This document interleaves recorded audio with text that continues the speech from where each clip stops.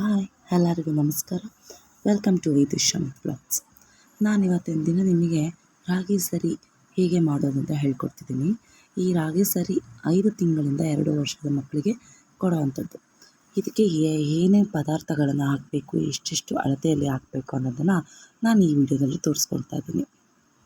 1 kg ರಾಗಿ, 250 gram ಗೋಧಿ, 100 gram ಕೆಂಪಕ್ಕಿ, ಉದ್ದಿನಬೇಳೆ 100 gram, ಹೆಸರುಕಾಳು 100 ಗ್ರಾಮ್, ಬಾರ್ಲಿ ಅಕ್ಕಿ 100 ಗ್ರಾಮ್, ತೊಗರಿಬೇಳೆ 100 ಗ್ರಾಮ್, ಕಡಲೆಕಾಳು, ಬಿಳಿ ಕಡಲೆಕಾಳು 100 ಗ್ರಾಮ್, ಸಬ್ಬಕ್ಕಿ 100 ಗ್ರಾಮ್, ಶೇಂಗಾ ಬೀಜ 100 ಗ್ರಾಮ್, ಕಡಲೆಬೇಳೆ 100 ಗ್ರಾಮ್, ಕಡಲೆಕಾಳು 100 ಗ್ರಾಮ್, ಕೆಂಪು ತೊಗರಿಬೇಳೆ ಮಸೂರ್ ದಾಲ್ 100 ಗ್ರಾಮ್, ಜೀರಿಗೆ 100 ಗ್ರಾಮ್, ಬಿಳಿ ಜೋಳ 100 ಗ್ರಾಮ್, ಹೆಸರುಬೇಳೆ 100 ಗ್ರಾಮ್, ಮೆಣಸು ಮತ್ತು ಮೆಂತ್ಯ 1 ಟೇಬಲ್ ಸ್ಪೂನ್ ಆಗುವಷ್ಟು. ಇದಕ್ಕೆ ಫಸ್ಟ್ ಒಂದು ಬಾಣಲೆಯನ್ನು ಕಾಯಕ್ಕಿಡಬೇಕು. ಕಾಯಕ್ಕಿಟ್ಟ ನಂತರ ರಾಗಿ ಈಗ 1 kg ಇರೋದ್ರಿಂದ ನಾವು ಅರ್ಧ ಪ್ರಮಾಣದಲ್ಲಿ ನಾವು ಕ್ಲೀನಾಗಿ ಹುರ್ಕೋಬೇಕಾಗತ್ತೆ. ಇದನ್ನು ಕ್ಲೀನಾಗಿ ಹುರ್ಕೋಬೇಕು, ಇಲ್ಲಾಂದರೆ ಮಗುಗೆ ಡೈಜೆಷನ್ ಚೆನ್ನಾಗಾಗೋದಿಲ್ಲ. ರಾಗಿ ಮಕ್ಕಳಿಗೆ ನಾವು ಯೂಸ್ ಮಾಡೋದ್ರಿಂದ ಬೋನ್ಸ್ ತುಂಬ ಚೆನ್ನಾಗಿ ಸ್ಟ್ರಾಂಗ್ ಆಗುತ್ತೆ ಮತ್ತು ಹಲ್ಲುಗಳನ್ನು ಡೆವಲಪ್ಮೆಂಟ್ ಮಾಡೋದಕ್ಕೆ ಇದು ತುಂಬಾ ಯೂಸ್ ಆಗುತ್ತೆ ಮತ್ತು ಇದು ಹೈ ಕ್ಯಾಲ್ಶಿಯಂ ಕಂಟೆಂಟ್ ಇರುತ್ತೆ. ನೆಕ್ಸ್ಟ್ ನಾವೀಗ ಗೋಧಿ ಹಾಕ್ಕೊಳ್ತಾ ಇದ್ದೀವಿ. ಗೋಧಿನೂ ಅಷ್ಟೇ ಚೆನ್ನಾಗಿ ಹುರ್ಕೋಬೇಕಾಗುತ್ತೆ. ಇದರಲ್ಲಿ vitamin B, iron, fibre, overall ಡೆವಲಪ್ಮೆಂಟ್ಗೆ ಬ್ರೈನ್ ಫಂಕ್ಷನ್ ತುಂಬ ಯೂಸ್ ಆಗುತ್ತೆ. ಈಗ ನಾವು ಕೆಂಪಕ್ಕಿ ಹಾಕ್ಕೊಳ್ತೀವಿ. ಕೆಂಪಕ್ಕಿಯಿಂದ ನಮಗೇನಾಗುತ್ತೆ, iron, calcium, vitamin B, brain ಫಂಕ್ಷನ್ನಿಗೆ, ಬೋನ್ ಆ್ಯಂಡ್ ಡೆವಲಪ್ಮೆಂಟ್ಸಿಗೆ ಇದು ತುಂಬಾ ಚೆನ್ನಾಗಿ ಯೂಸ್ ಆಗುತ್ತೆ ಮತ್ತು ಈಸಿ ಡೈಜೆಷನ್ ಕೂಡ ಆಗುತ್ತೆ. ಇದನ್ನು ಹೇಗೆ ಅಂದರೆ ಕಲರ್ ಚೇಂಜ್ ಆಗೋ ರೀತಿ ಹುರ್ಕೋಬೇಕಾಗತ್ತೆ. ನೆಕ್ಸ್ಟ್ ನಾವು ತೊಗರಿಬೇಳೆ ಹಾಕ್ಕೊಳ್ತಿದ್ದೀವಿ. ತೊಗರಿಬೇಳೆ ಹಾಕೋದ್ರಿಂದನೂ ಅಷ್ಟೇ ಮಕ್ಕಳಿಗೆ ಹೈ ಪ್ರೋಟೀನ್ ಲೆವೆಲ್ ಆಗಿರುತ್ತೆ. ಎನರ್ಜಿ, ಕಾರ್ಬೋಹೈಡ್ರೇಟ್ಸು ತುಂಬಾ ಚೆನ್ನಾಗಿ ಯೂಸ್ ಆಗುತ್ತೆ. ನೆಕ್ಸ್ಟ್ ಇದು ಉದ್ದಿನಬೇಳೆ ಅನ್ನೋದು ಸ್ವಲ್ಪ ವೆಯ್ಟ್ ಗೇನಿಗೆ, ಬೇಬೀಸಿಗೆ ತುಂಬ ಚೆನ್ನಾಗಿ ಡೆವಲಪ್ಮೆಂಟ್ ಆಗುತ್ತೆ, ಬ್ರೈನ್ ಫಂಕ್ಷನ್ ಮಾಡುತ್ತೆ, ಈಸಿಯಾಗಿ ಡೈಜೆಷನ್ ಕೂಡ ಆಗುತ್ತೆ. ನೋಡಿ ಇವಾಗ ಕಲರ್ ಚೇಂಜ್ ಆಗಿದೆ. ನೆಕ್ಸ್ಟ್ ಹೆಸರುಕಾಳು ಹಾಕೋದ್ರಿಂದನೂ ಅಷ್ಟೇ ಪ್ರೋಟೀನ್, ಐರನ್ನು ಮತ್ತು ಅನಿಮಿಯಾನ ಕಂಟ್ರೋಲ್ ಚೆನ್ನಾಗಿ ಮಾಡುತ್ತೆ. ಅನಿಮಿಯಾಗೂ ತುಂಬಾ ಹೆಸರುಕಾಳು ಒಳ್ಳೆಯದು. ನೆಕ್ಸ್ಟ್ ನಾವು ಹಾಕ್ತಾ ಇರೋವಂಥದ್ದು ಹೆಸರುಬೇಳೆ ಅನ್ನೋದು ಕೂಡ ತುಂಬಾ ಬೇಬಿಗೆ ವೆಯ್ಟ್ ಗೇನ್ ಮಾಡೋದಕ್ಕೆ ಯೂಸ್ ಆಗುವಂಥ ರೆಸಿಪೀಸು. ನೀವು ಆಲ್ಮೋಸ್ಟ್ ನೋಡಿದ್ದೀರ, ನಾವು ಹೆಸರುಬೇಳೆಯಿಂದ ನಾವು ರೆಸಿಪೀಸ್ನ ಮಾಡ್ಬೋದು.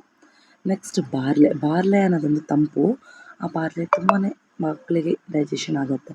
ಈಗ ಜೋಳನ ಹೇಗೆ ಹುರ್ಕೋಬೇಕು ಅಂದರೆ ಅದು ಸಿಡಿಯೋವರೆಗೂ ಕ್ಲೀನಾಗಿ ಹುರ್ಕೋಬೇಕಾಗುತ್ತೆ. ಬಿಳಿ ಜೋಳ ಹಾಕೋದ್ರಿಂದ ಮಕ್ಕಳಿಗೆ ಬ್ರೈನ್ ಫಂಕ್ಷನ್ ತುಂಬಾ ಚೆನ್ನಾಗಿ ಡೆವಲಪ್ಮೆಂಟ್ ಆಗುತ್ತೆ ಮತ್ತು ಬೋನ್ಸ್ಗಳು ತುಂಬಾ ಚೆನ್ನಾಗಿ ಸ್ಟ್ರಾಂಗ್ ಆಗ್ತವೆ. ನೆಕ್ಸ್ಟ್ ಕಡಲೆಬೇಳೆನೂ ಕೂಡ ಅಷ್ಟೇ ಮಕ್ಕಳಿಗೆ ಡೈಜೆಷನ್ ಚೆನ್ನಾಗಿ ಈಸಿಯಾಗಿ ಆಗುತ್ತೆ. ಈ ಎಲ್ಲ ರೆಸಿಪೀಸೂ ಅಷ್ಟೇ ಮಕ್ಕಳಿಗೆ ತುಂಬಾ ಚೆನ್ನಾಗಿ ಡೆವಲಪ್ಮೆಂಟ್ ಕೊಡುತ್ತೆ. ಈಗ ಇದಕ್ಕೆ ಮಸೂರ್ ದಾಲ್ ಹಾಕ್ತಾಯಿದ್ದೀವಿ. ಮಸೂರ್ ದಾಲ್ನೂ ಅಷ್ಟೇ ಕಲರ್ ಚೇಂಜ್ ಆಗೋ ರೀತಿ ಹುರ್ಕೋಬೇಕಾಗತ್ತೆ. ಎಷ್ಟು ಡೆವಲಪ್ಮೆಂಟ್ ಆಗುತ್ತೆ ಅಂತ ಅಂದರೆ ಇವೆಲ್ಲ ಪದಾರ್ಥಗಳು iron rich and vitamins B ತುಂಬಾ ಯೂಸ್ ಆಗುವಂಥದ್ದು. ಮಕ್ಕಳಿಗೆ ಕೊಡೋದ್ರಿಂದ ಈಸಿಯಾಗಿ ಡೈಜೆಷನ್ ಕೂಡ ಆಗುತ್ತೆ. ಅದರಲ್ಲೂ ಗಂಡು ಮಕ್ಕಳಿಗಂತೂ ಇನ್ನೂ ಚೆನ್ನಾಗಿ ಡೈಜೆಷನ್ ಆಗುತ್ತೆ. ಇದನ್ನು ಫಸ್ಟ್ ಟೈಮು ನಾವು ಮಾಡ್ತಾಯಿದ್ದೀವಿ ಅಂತ ಅಂದಾಗ 1 ಸ್ಪೂನು, ಇಲ್ಲಾಂದರೆ ನಾನೀಗ 1 kg ತೊಗೊಂಡಿದ್ದೀನಿ. ಯಾಕೆ ಅಂತ ಅಂದರೆ ನಾನು ಫಸ್ಟಿಗೆ ಅರ್ಧ kg ಮಾಡಿ ಪಾಪು ತಿಂತಾನೆ ಅಂತ ಅಂದಮೇಲೆ ನಾನು ಮತ್ತೆ ನೆಕ್ಸ್ಟ್ ಟೈಮಿಗೆ ನಾನು 1 kg ಪ್ರಮಾಣದಲ್ಲಿ ಮಾಡ್ತಾಯಿದ್ದೀನಿ.